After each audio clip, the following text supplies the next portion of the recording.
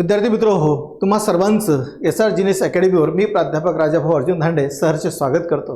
विद्यार्थी मित्र हो, तुम्ही सर्वांनी SR जीनियस अकॅडमीवर केलेले हे भरभरून प्रेम, या प्रेमापोटीच अनेक आम्ही ग्रामरचे व्हिडिओ तुमच्यासाठी घेऊन येत असतो। याही अगोदर तुमच्यासाठी आम्ही टेन्सची एक सिरीज सुरू केली होती। ते 12ही टेन्स आपण या ठिकाणी SR जीनियस अकॅडमीवर घेतलेले आहेत। त्या संपूर्ण टेन्सला आपण भरभरून प्रतिसाद दिला, कमेंट दिली आणि शेअर सुद्धा आपण केलेला आहे। आज आपण सुरू करणार आहोत आर्टिकल।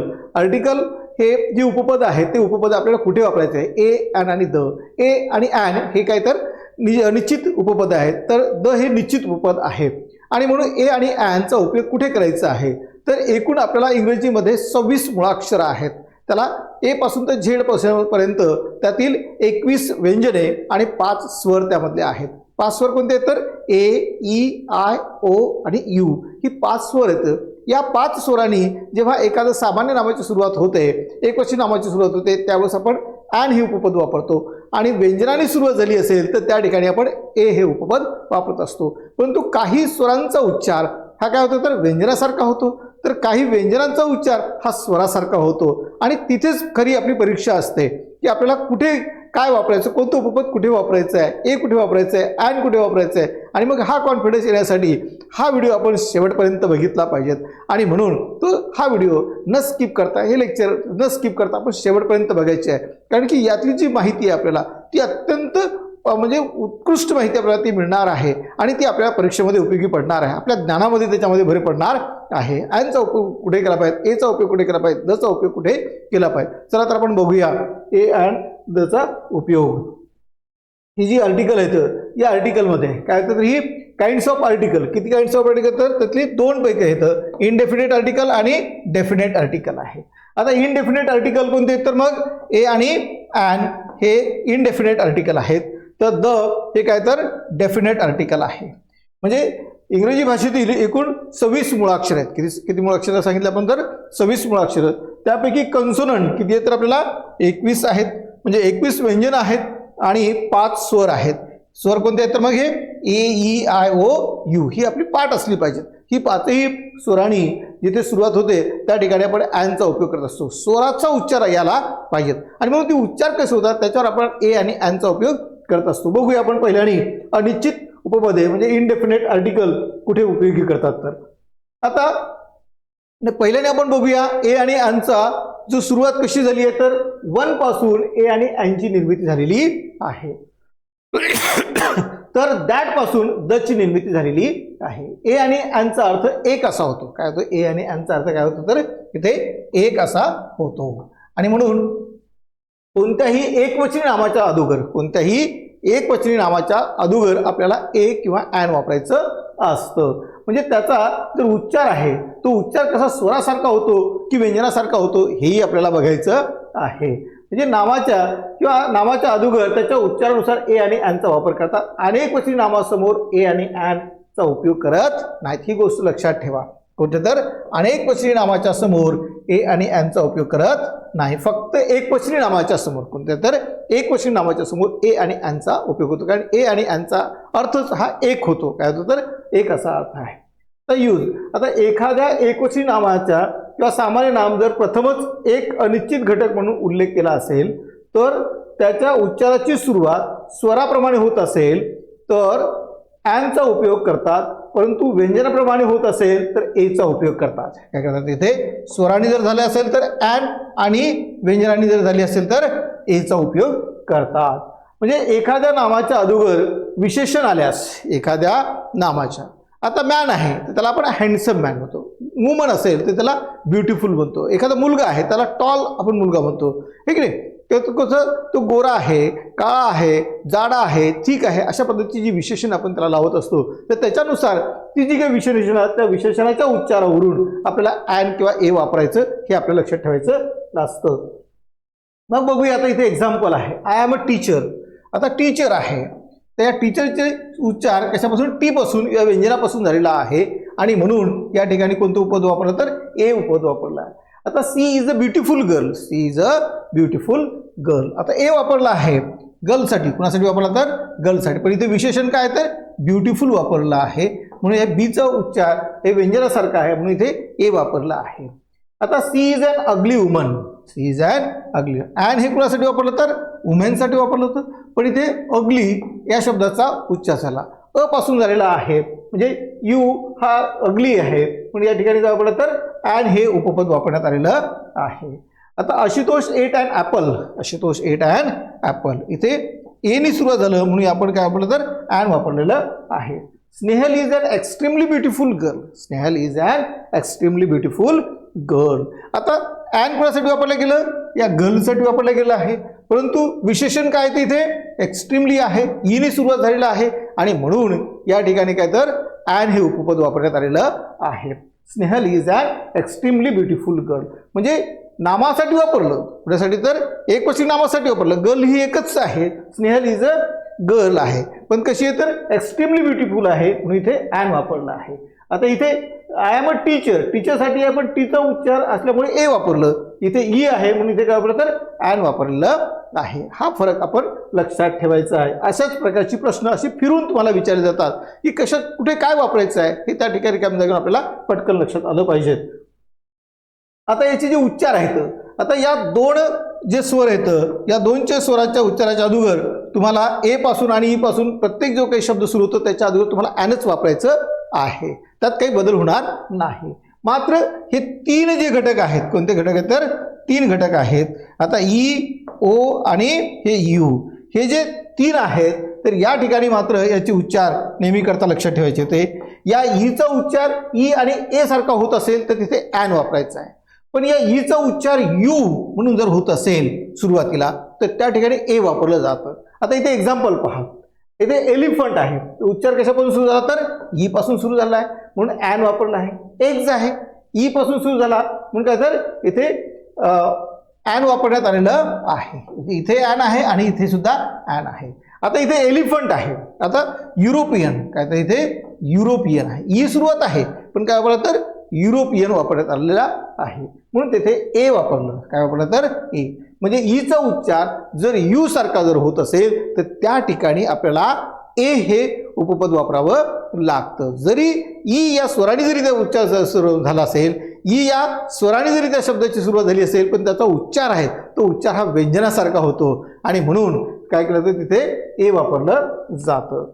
आता आयचा उच्चार असेल ई आणि आय असा होतो तर त्या ठिकाणी प्रत्येक ठिकाणी आपण जिथे जिथे आय असेल, आयपासून सर्व नाम सुरू झालं असेल, एकवचन नाम असेल तर त्या ठिकाणी आपण अँड वापरायचं आहे.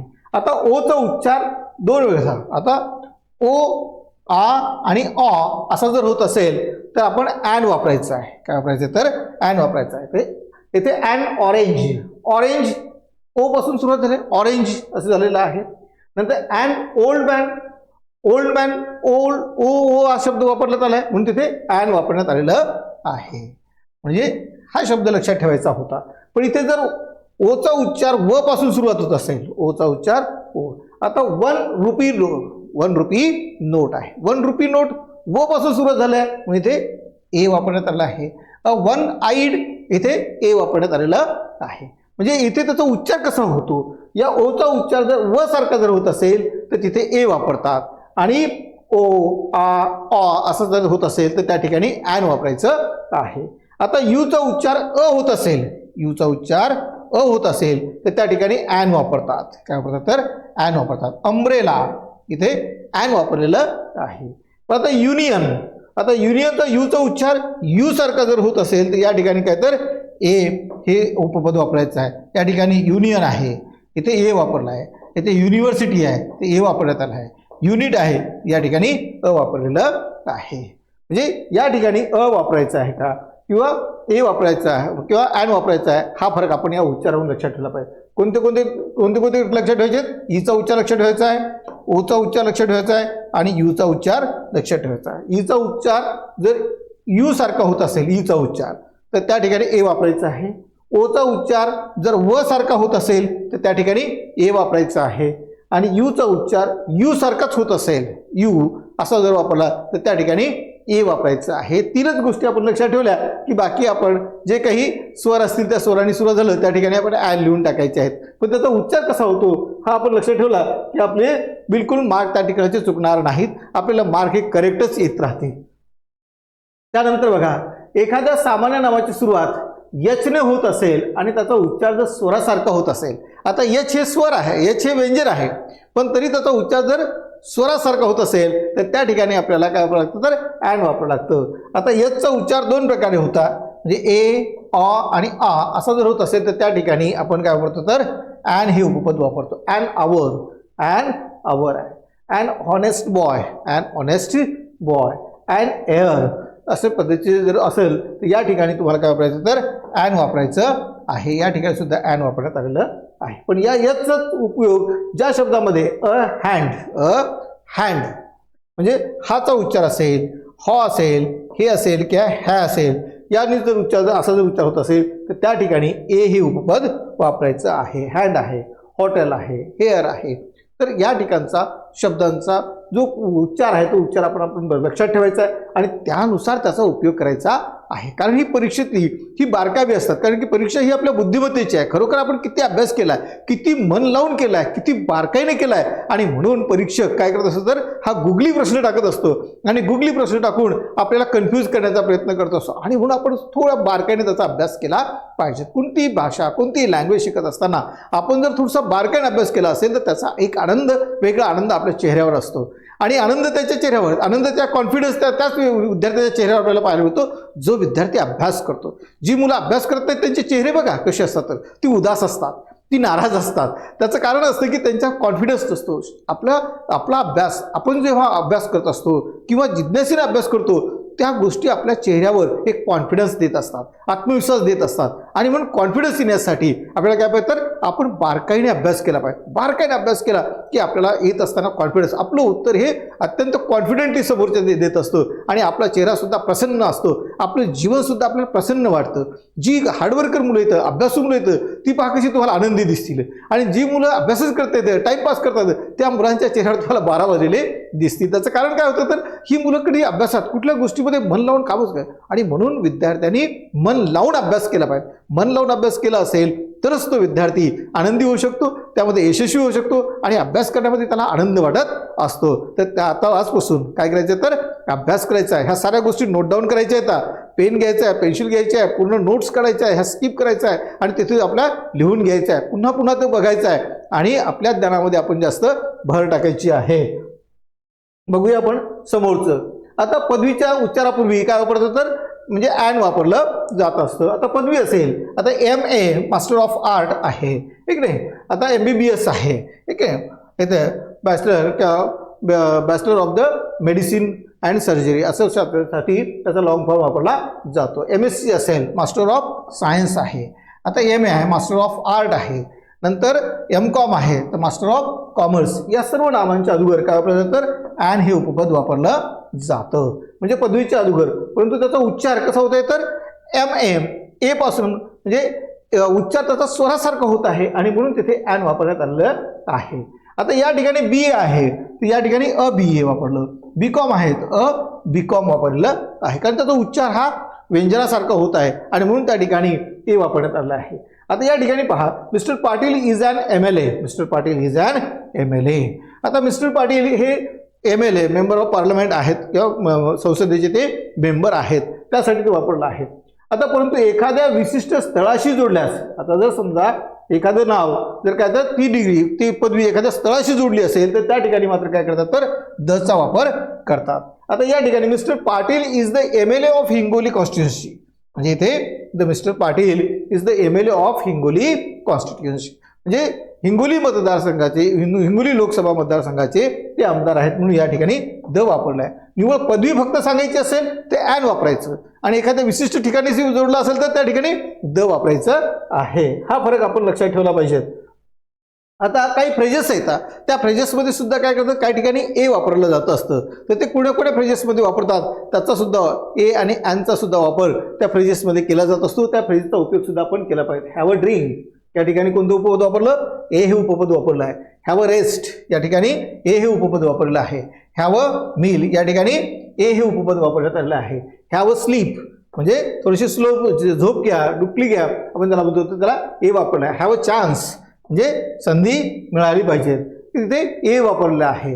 हॅव अ पेन काही वेदना होत आहेत का, त्या ठिकाणी काय करतो आपण, तर हॅव अ पेन त्या ठिकाणी ए वापरण्यात आलेलं आहे. इथे हॅव ॲन अपॉर्च्युनिटी, इथे ओनी सुरुवात झाली आहे म्हणून काय केलं तर ॲन इथं वापरलेलं आहे. Have an opportunity, have an interest, have an interest आयने सुरुवात झालेली आहे म्हणून हॅव ॲन इंटरेस्ट वापरलेलं आहे. म्हणजे व्यंजन असेल तर ए आणि स्वर असतील तर ॲन वापरायचं आहे. पण स्वराचा सुद्धा उच्चार कसा व्हायला पाहिजे तर स्वरासारखाच व्हायला पाहिजे, तेव्हा तिथे ॲन वापरायचं आहे. अ शॉर्ट व्हाईल ॲगो या ठिकाणी ए वापरण्यात आला आहे. अ शॉर्ट टाइम ॲगो इथे सुद्धा ए हे उपपद वापरण्यात आलेलं आहे. In a hurry, in a Hari असं वापरलेलं आहे. त्या ठिकाणी सुद्धा इथे अ हे उपपद आहे.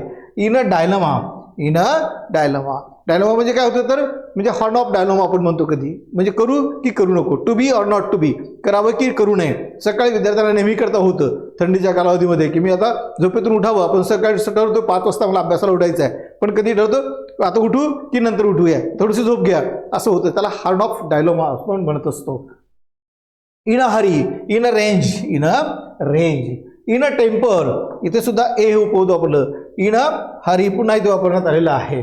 नंतर take a meal, take a meal a हे उपपद वापरलं. Take a risk, take a risk, take a rest इथे सुद्धा ए उपपद वापरण्यात आलं आहे. मेक अ नॉईस इथे सुद्धा ए हे उपपद वापरण्यात आलेलं आहे. या फ्रेजेसमध्ये सुद्धा आपण ए आणि ॲनचा उपयोग केला आहे. म्हणजे काही ठिकाणी एचा उपयोग झाला, काही ठिकाणी ॲनचा उपयोग झालेला आहे. आणि म्हणून या फ्रेजेसमध्ये सुद्धा काय होतं तर ए आणि ॲनचा उपयोग केला जात असतो. अशा रीतीने आपण ए आणि ॲन कुठे वापरायचं हे बघितलं. आता आपण काय करणार आहोत तर जे डेफिनेट आर्टिकल आहे द, तर यूज ऑफ दचा उपयोग आपण पाहणार आहे.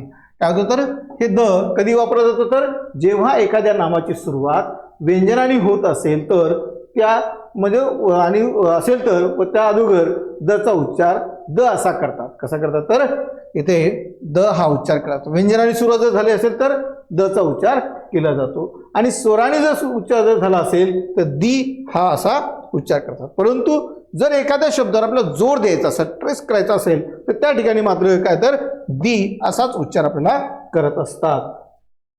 नंतर बघूया आपण आता हे द कुठे वापरायचं आहे. तुम्हाला जगातील एकमेव गोष्ट आहे त्या ठिकाणी दचा उपयोग करायचा आहे.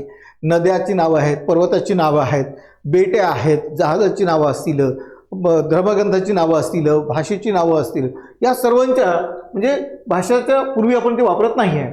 पण इथे आता पहा कुठे तर समुद्राचं नाव असेल, उपसागराचं नाव असेल, बेट असेल, नद्या असतील, खाड्या असतील, पर्वत असतील, पर्वताचे नाव असतील, वाळवंटाचं नाव असेल, रेल्वे असेल, विमानाचं नाव असेल, जहाजे असेल, कॅनॉल असेल, प्रसिद्ध पुस्तक असतील किंवा धर्मग्रंथ असतील, एखादी दिशा असेल, सुपरलेटिव्ह डिग्री असेल इत्यादीच्या समोर दचा वापर करावा लागतो. आता उदाहरण आपण त्याचे घेऊया. द ताजमहाल जगातील एकमेव आहे आणि म्हणून त्याला काय करतं द ताजमहाल वापरलं आहे. द रेड फोर्ट लाल किल्ला आहे, त्याला सुद्धा काय वापरलं तर द हे उपपद वापरण्यात आलेलं आहे. द अरेबियन सी, काय द अरेबियन सी समुद्राचं नाव. द इंडियन ओशियन, काय झालं इंडियन ओशियन समुद्राचं नाव आहे. द गोदावरी ही नदीचं नाव, ठीक आहे, त्यासाठी द वापरण्यात. द गंगा हे सुद्धा नदीचं नाव आहे, आपण काय केलं दी वापरलं आहे. द हिमालया, तर द हिमालय आहे. इथे द सन एखादं पृथ्वी असेल, सूर्य असेल, चंद्र असेल, ग्रहाचे नाव असेल त्याच्या अगोदर आपण काय वापरतो तर द वापरत असतो. इथे द सन, द अर्थ असेल. द रामायणा काय असेल रामायणा. द बायबल असेल तर द बायबल या धर्मग्रंथाच्या अगोदर वापरलेलं आहे. The most handsome boy, the most handsome boy इथे सुपरलेटिव्ह डिग्रीमध्ये दचा उपयोग केला जातो आणि म्हणून इथे द मोस्ट हँडसम बॉय आहे. नंतर एखादी गुणात्मक संख्या असेल, द फर्स्ट असेल, the second, the third, the fourth असे असेल तर त्याच्या अगोदर सुद्धा आपण काय तर दचा उपयोग करत असतो. नंतर एखाद्या पेपरचं नाव असेल, द हितवाद आहे, या ठिकाणी काय विशेषण वापरलं तर द वापरण्यात आलेलं आहे. आता एखाद्या सामान्य नामाचा पुन्हा पुन्हा वापर होत असेल तर त्या सामान्य नामापूर्वी द उपपद वापरतात. काय तर एखाद्या सामान्य नामाचा उपयोग पहिल्या वाक्यात झाला आणि पुन्हा दुसऱ्या वाक्यात होत आहे तर त्यावेळेस पहिल्या वेळेस जरी समजा दुसऱ्या वेळेस आपण त्याला द हे उपपद वापरतो आहे. तर बघूया आपण कसं आहे. तर I saw a girl, I saw a girl इथे उपपद काय वापरलं तर अ गर्ल एक मुलगी मी बघितली आहे, हे बघितली होती. The girl was beautiful, the girl was beautiful इथे मात्र काय होतं दुसऱ्या वाक्यात काय तर तेच नाम पुन्हा वापरलं आहे म्हणून द गर्ल वॉज ब्युटिफुल इथे द वापरायचं आहे. आता मीनाक्षी लव्स काऊ, मीनाक्षी लव्स काऊ, इथे काऊसाठी ए वापरला आहे, पण इथे the cow is very useful, the cow is very useful, ठीक नाही, गाय ही बहुउपयोगी आहे आणि म्हणून the cow is very useful असं वापरलं. हेच नाव इथे एक म्हणजे मीनाक्षी लव्स काऊ असं वापरलं आणि नंतर the cow is very useful असं वापरण्यात आलेलं आहे. आता क्रमवाचक संख्या असतील त्या विशेषणाच्या पूर्वी काय करतात तर आपल्याला द वापरतात, ते आपण अगोदर बघितलं होतं, एक नाही. जर क्रमवाचक संख्या असेल द फर्स्ट नंबर असेल, second number, the third, the fourth, the 5, the 6, the 7 असे क्रमवाचक नावं असतील तर त्या ठिकाणी द हे उपपद लावतात. नंतर दिशेची नावं असतील, द ईस्ट आहे, द वेस्ट आहे, द साऊथ, द नॉर्थ, ठीक नाही, द लेफ्ट, द राईट अशा जर बाजू असतील त्याच्या अगोदर सुद्धा आपण काय वापरतो तर द हे उपपद वापरत असतो. म्हणजे दिशाच्या अगोदर क्रमवाचक अगोदर प्रसिद्ध सण असतील, उत्सव असतील त्याच्या अगोदर सुद्धा आपण काय वापरतो तर द हे उपपद वापरत असतो. आपल्याकडे समजा the Republic, the independence day, the independence day, ठीक आहे, स्वातंत्र्य दिन आहे, हा उत्सव आहे आपला, द रिपब्लिक डे, इथे सुद्धा आपण काय करतो तर द वापरण्यात आलेला आहे. जी सण आहेत, उत्सव आहेत किंवा राष्ट्रीय सण असतील त्याच्या अगोदर आपण काय करत असतो तर द हे उपपद वापरत असतो. आता खालील नियम आपण लक्षात ठेवले होते.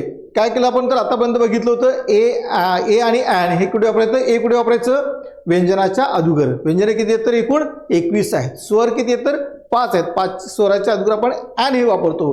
पण स्वराचा उच्चार जर स्वरासारखा होत असेल तर ॲन वापरतो, जर स्वरांचा उच्चार जर व्यंजनासारखा झाला तर त्या ठिकाणी ॲन वापरला आहे. ते 3 जे आर्टिकल आहेत त्या तीनही सुद्धा स्वर आहेत, त्या तीनही स्वराचा आपण अभ्यास या ठिकाणी केलेला आहे.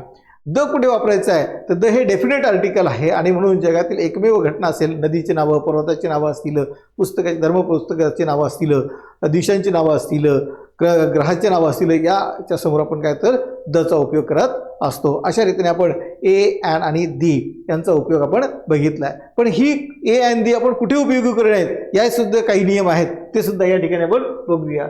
उपपदे फक्त सामान्य नामापूर्वीच वापरतात. हे उपपदे कुठे वापरतात तर सामान्य नामापूर्वीच वापरतात, इतर ठिकाणी वापरता येणार नाहीत. ए आणि ॲन म्हणजे एक आहे, म्हणजे सामान्य नामापूर्वी जर उपयोग केला असेल तर त्याचा एक हा अर्थ होतो, बाकी स्वतंत्र जर शब्द उच्चारला तर त्याचा काही अर्थ राहणार नाही. सद्ध म्हणजे तो, ती, ते, त्या आणि ती असा होतो, पण तो सामान्य नामापूर्वी वापरला तर त्याचा अर्थ तसा होतो. एकटा दी जर वापरला तर तसा अर्थ होणार नाही. आता हे उपपद कुठे वापरू नये तर खेळ आणि रस्त्याच्या नावाच्या पूर्वी उपपद वापरू नयेत. नंतर जेवणाच्या किंवा रोगाच्या नावापूर्वी उपपद वापरायचे नाहीत. भाषा असेल, ज्ञानशाखा असेल, दिवस असेल, महिने असतील, ऋतू असेल यापूर्वी उपपद वापरत नाही. नंतर भाववाचक नावापूर्वी उपपद वापरत नाही. पदार्थवाचक नावापूर्वी सुद्धा उपपद वापरत नाहीत. विशेष नावापूर्वी सुद्धा उपपद वापरत नाहीत. रंगाच्या नावापूर्वी सुद्धा उपपद वापरत नाहीत आणि नातेसंबंध व्यक्त करताना उपपद वापरत नाहीत. म्हणजे हे नियम सुद्धा आपण काय करायचे तर लक्षात ठेवायचे आहेत. आणि अशा रीतीने आपण काय केलं आहे तर मग ही आर्टिकल्स कशी उपयोगी करायची याचा आपण यथोचित अभ्यास या ठिकाणी केलेला आहे. विद्यार्थी मित्रांनो, असेच व्हिडिओ जर तुम्हाला नेहमीकरता बघायचे असेल तर SR जीनियस अकॅडमी या यूट्यूब चॅनलला तुम्ही जर नवीन असाल तर त्या ठिकाणी आपण लाईक करायचं आहे. आणि हा व्हिडिओ जर तुम्हाला आवडला असेल, ज्ञानपूर्ण वाटला असेल तर तो आपल्या मित्रांना सुद्धा आपण काय केला पाहिजे तर शेअर केला पाहिजे, त्यांना सुद्धा ज्ञानामध्ये सहभागी करून घेतलं पाहिजे. आणि कमेंटसुद्धा करा. या ठिकाणी तुमच्या ह्या कमेंट आम्हाला ऊर्जा देत असतात आणि तुमच्यासाठी नवनवीन असले प्रकारचे व्हिडिओ, ज्ञानसाधना आम्ही तुमच्यासाठी घेऊन येत असतो. चला, थँक्यू व्हेरी मच. ठीक आहे.